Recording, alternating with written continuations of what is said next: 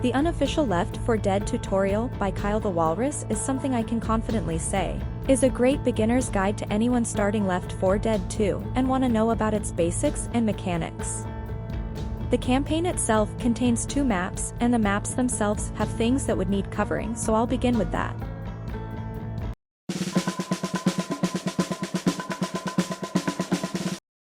Basic training is rather self-explanatory. It teaches you the basics of Left 4 Dead 2. It starts off by making you shoot simple targets, even giving you a shotgun to make it easier, or if your aim is that bad. Then you move on to crouching and jumping and telling you that crouching increases accuracy and jumping doesn't, since Valve games don't have ADS.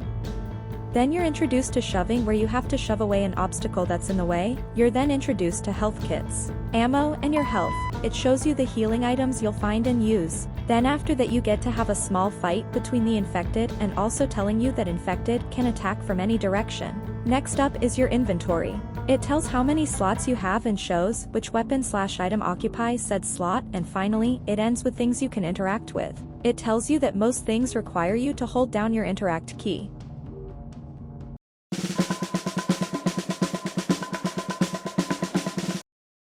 Advanced training starts you off with low-tier weapons, and telling you that as you progress further higher-tier weapons will appear. Then you're shown the AI director and how he can either help or hinder you depending on how you and your team are performing. Moving on, it teaches you about getting pinned down by a special. It tells you if you or your teammate is pinned by a special, shoot at it till it's dead.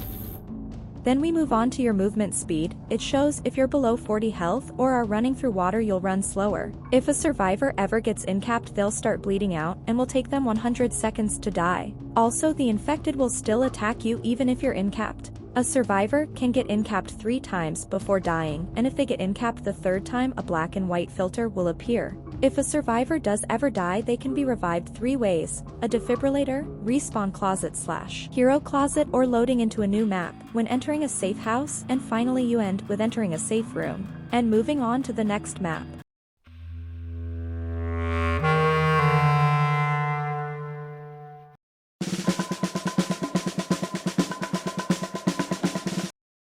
This just shows the common infected and special infected you'll be fighting against, and shows their stats and the hazards you should be aware of if you don't want to fight a whole army of infected.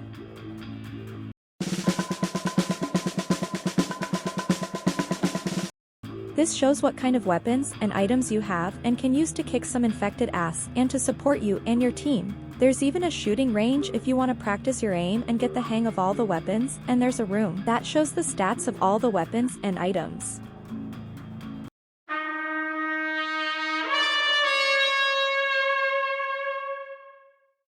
The second map is where you'll be tested to see if you can survive with your team or be left for dead.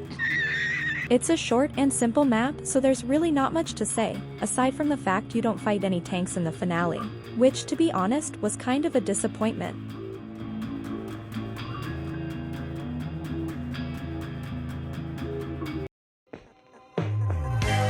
This place is perfect.